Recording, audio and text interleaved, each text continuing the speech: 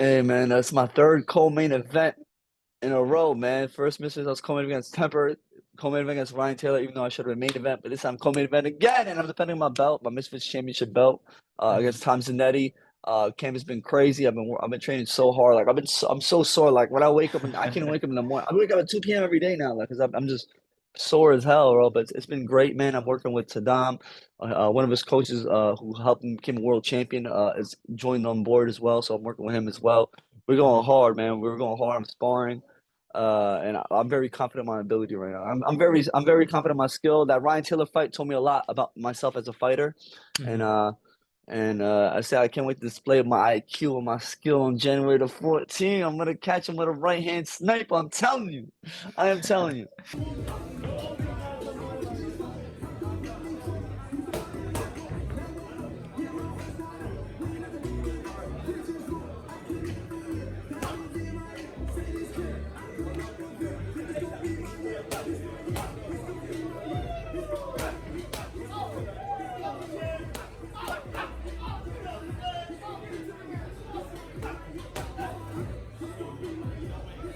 Yeah, bro, how do you like rate Tom Zanetti? Because obviously there's not a lot of footage out. So how do you see him as a boxer?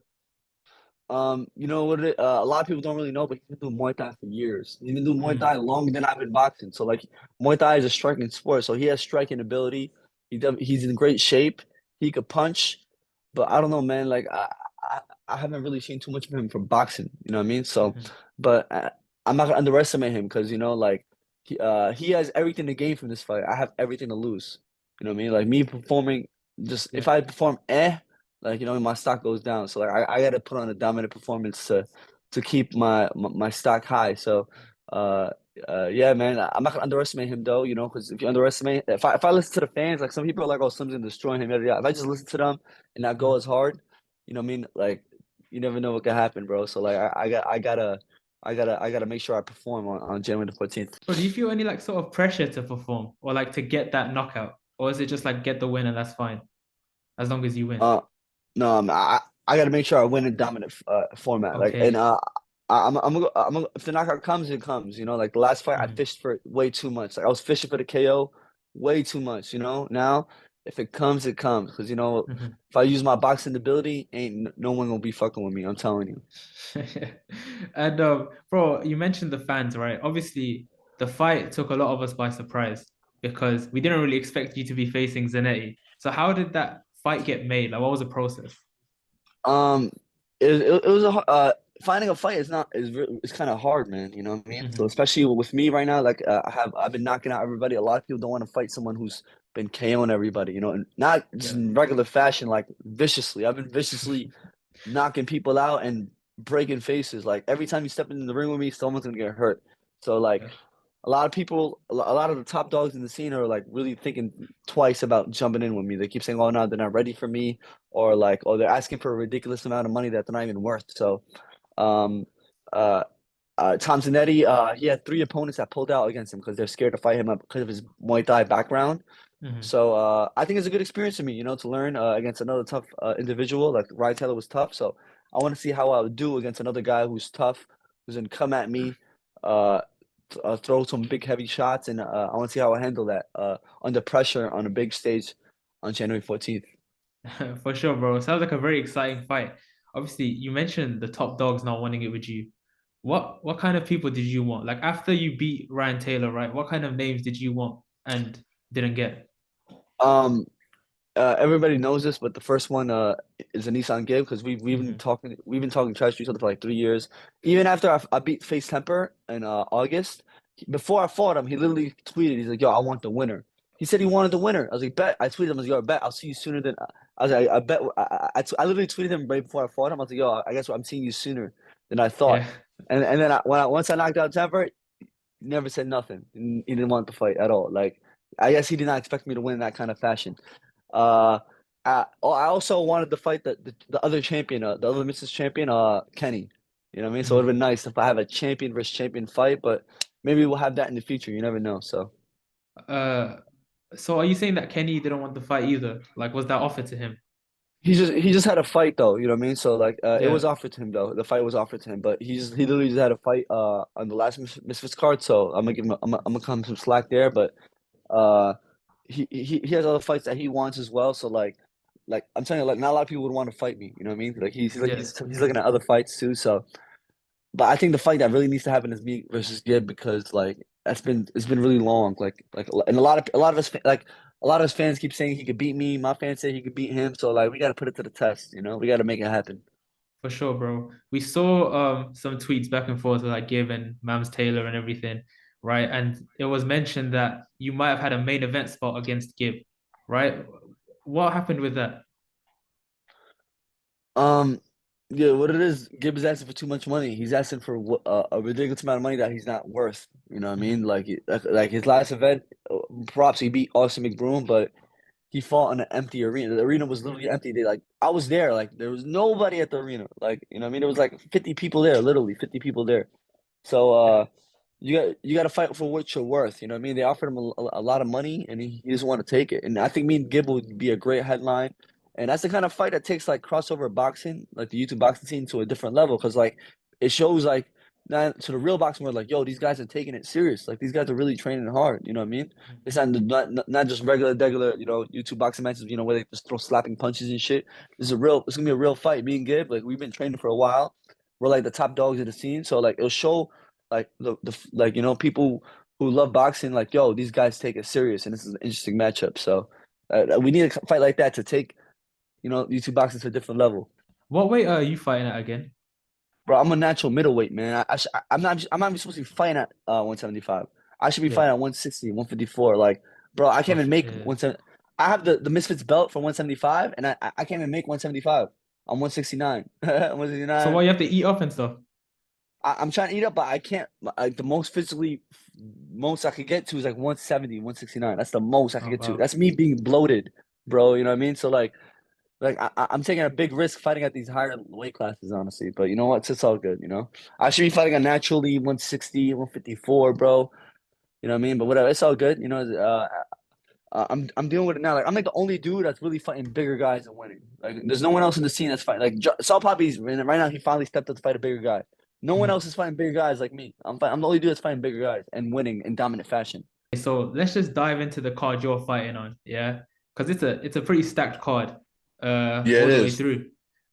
So your former opponent Ryan Taylor, who we just mentioned prior, is fighting Swarms. Yeah. What do you make of that fight, bro? That's insane to fight, honestly. Swarms has been training since August, so he's been training nonstop. So Mhm. his first fight, obviously, he only had 2 weeks to train, but from the 2 weeks he was training, at least he had some decent footwork. Like he was moving around in a circle a lot. That's with Yeah, no yeah. training. Like some people don't know how to do that with no training. You know what I mean? So like the fact that he moved decently on his feet in 2 weeks of training, imagine 6 months. So hopefully 6 months, he gets to sharpen his skill a little bit. And but Ryan Taylor got more experience, and I think Ryan Taylor is he's just his defense is pretty good. I ain't gonna lie. He keeps his hands up a lot. You know what I mean? That's one thing I Yeah. under when I fought him, I like he didn't drop his guard a lot. Like I kept swinging at him, and I was landing, but like he like his guard, like he wouldn't drop his guard. Like you know, I would go around his guard most of the time, and I'll catch him. You get me? Like so Mhm. he keeps. That's one thing about Ryan. Underestimated his guard. Like he had a pretty decent guard.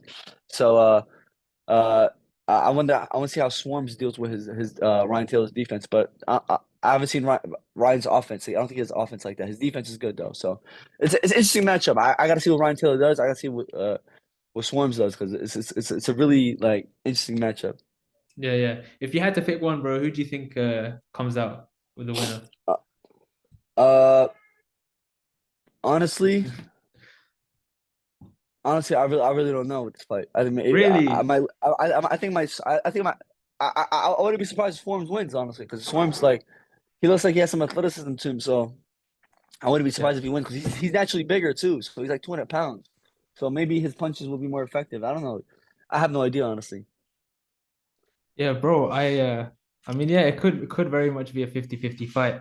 Then we have another fight that caught a lot of people by surprise. We didn't really expect it. It's So Puppy versus Josh Bruckner, right? Um, on paper, it seems, I mean, Josh is a much bigger guy.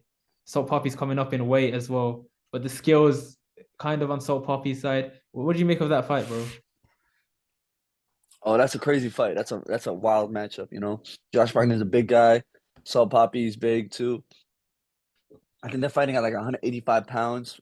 Yeah, yeah, It's gonna be a crazy matchup. Crazy, crazy matchup, honestly. Like that's the type of fight I have no idea what's gonna happen. It's a 50-50 fight in my opinion. So we don't know what's gonna happen. It's interesting, but it's a great matchup and it's the type of fight to take crossover boxing to the next level. So respect to both guys for taking such a fight against each other. So I'm yeah. excited to see that one. So you've like started to become one of the biggest talked about stars in the influencer scene, right? So for the people that don't know your journey so far, how could you like describe that journey in boxing? Um, well, basically, my journey, a simple way to describe my journey is from the underdog to the top dog in the scene, literally, bro. Like I was super underrated when I first like people used to always like say, "Oh, Slim is trash. Oh, he fought whack opponents, yada yada yada." Say all the stuff about me. They used to overlook me a lot until I used to get underestimated a lot until I had that fight against Face Temper and against on August the 27th. I took that fight in 2 weeks' notice, and that dude is huge. He was 6'5". I'm 6 feet tall. He's way bigger than me. You know, Mhm. I went up weight classes to fight this guy too, and everybody thought I was gonna lose the fight. I viciously knocked him out and it shocked the whole arena. So ever since then, people are like, "Oh wow, Slim is legit," you know. So, and then I fought Ryan Taylor as well, and I broke his face, and now here we are. Yeah, yes, sir. I was gonna obviously get into your fight against Zanetti, but before we talk about that fight, um, your last fight with Ryan Taylor, right? Um, how'd you look back at that fight, bro? Because it got very, very personal. But how'd you look back at it? Yo, man, I love it, man. You know, I love it because it's like the story. It gave me such a storyline. It's a true story. Like this dude, Hmm. literally, like I was supposed to fight him in June. And he literally jumped me with his boys. You know, they jumped me and he messed up my left eye. Like I had permanent damage in my left eye, and I still have a little mess up Oh, damn. left eye. Like I just have like perfect vision. Like my vision on my left eye isn't as good as compared to my right eye. So, Hmm. like the real man way, I could have like I had opportunity in London. Like I had him in an elevator. I could have got him back. I could have jumped him right back. I had my boys with me, but instead I did it the real man way, 1-on-1, the gentleman sport, boxing, a boxing 1-on-1, and I broke his face. And he was twice my size too. So like it's like, man, it's like revenge in the clean way. You know what I mean? Like a real man way. In front of all his friends was watching, all my people were watching, and we fought 1-on-1. And I boxed him and I destroyed him. Like, you know, it feels amazing. Like, honestly, like it's like one of the best feelings in the world. I watch that fight all the time. Yeah, yeah. I saw your dad was rewatching it as well, like a couple of times as well. Like it became like a family thing almost, right? For you to Yeah, get that man, it was revenge. yeah, it was super personal, bro. Like like what he did to me was messed up. Like my family saw what he did to me. My little brother saw Hmm. what he did to me. You know, my cousin saw what he did to me. So like I had to, as a man, I had to get my licks back, bro. Like I had to, For and sure. like bro, you know, so like even when it happened to me, like my dad was going crazy, bro. So like uh my family didn't want me to fight him, but I was like, you know what? I told him, I was, yo, bro, like I told my family, I was like, yo, I have to. Like, as a man, like, I can't live with myself if I don't, like, attempt to do something about what he did to me. So I Hmm. did it, and we got the dub in beautiful fashion. Yeah, bro, it was a very dominant performance, right? But it's the first time you've ever went the distance. Why do you think that is?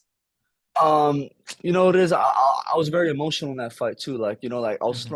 I wasn't really boxing. Like I wasn't using my like I wasn't fighting the way I fight best at. You get me? So like I Hmm. fought very emotional. I was very cocky in my power. So I kept throwing bombs. Like, you know what I mean? Yeah. I hurt him. I did hurt him. I broke his face. I broke his nose. He had to get surgery and stuff. But if I was a little more patient, just a little more patient, I would have found the right shot to sleep him, bro. But you know what? He was also twice my size, bro. Like he was at least 20 pounds heavier than me after rehydration.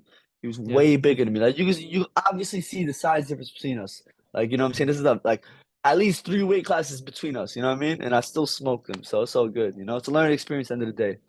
Yeah, yeah. And obviously you kind of squashed the beef afterwards. So is that beef just done now, like in the history, in the past? Yeah, of course. I squash it. You know, as a Muslim man, you know, like I have no beef Hmm. against nobody. You know what I mean? Like, and I forgave him because I wanted him to change as a person, bro. Like, I don't want him to be that same dude. Like, I wanted him to evolve to become a better human. From even like if I could have laughed in his face, I could have done all that shit. I know if he beat me, he would have done that. But I'm not Hmm. that type of person. So like, I forgave him. So I hope he became a better person after that experience. You know. So if he changed, it's because of because of me. So like, and I feel good about that. So. Cool. Um, provided you get through this fight against Tom Zanetti and it's a great performance, who do you like look at next? Is it It that has Gib to fight? be, yeah, it has to be a good fight, man. It has to, really. Just for the culture, man. It has to be. Yeah, It just gotta be, bro. Like we gotta make it happen, man. We have to. for sure, bro. For sure. And just one last question, right, about another influencer boxer, right? Obviously, Jake Paul, um, he should be fighting soon. We don't know yet, but obviously people are talking about Tommy Fury being the case. How do you think that fight plays out, like with Jake and Tommy? I think Jake wins, honestly. I think Jake Yeah. smokes him. Tommy, he's very skilled. Like he has skills and stuff, but like I feel like he don't got the sting. You know what I'm saying? He don't sting. Like look, you can see it in his last fight, in his exhibition fight. Mhm. Like he didn't. They were just dancing with each other, bro. Like literally, he was just he moves well. He does all that everything well, but he didn't. He doesn't sting, bro. Like he don't sting. You get me? Yeah, So yeah, like, and Jake Paul, he has that dog in him, bro. Like you need that dog in you yeah. to win a fight. So like he's gonna come in and sting him, bro. He's gonna come in, throw combinations, and he might overall Tommy. And I think Tommy's not used to the bright lights, like the big stages and the pressure, like Jake Paul did. Jake Paul did a lot of things on the big pressure. Like every fight he had, everybody was telling him he was gonna lose, and he kept winning in dominant Mhm. fashion. So I just think Jake Paul smokes him. Okay, cool. Yeah, so just one last thing. A message to Tom, obviously your next opponent, and also just to your fans, bro. Why should we tune in to fight to see you fight Tom Zanetti? Hey, y'all should tune in because every time Slim fights, it's always action. Every single time. You can check it. Every time I fight, hold on. My coach is calling me right now. Hold on. Yeah, it's all good. Every time I fight, it's always action, man. It's always entertaining. It's always explosive. I always it's always fireworks. You know, you never want to miss Slim in action, no matter what. And Tom Zanetti, I know he's gonna bring the heat, so make sure y'all tune in. I'm telling y'all, man. I'm telling you, it's gonna be a fun, entertaining fight, and I always perform. So make sure y'all tune in.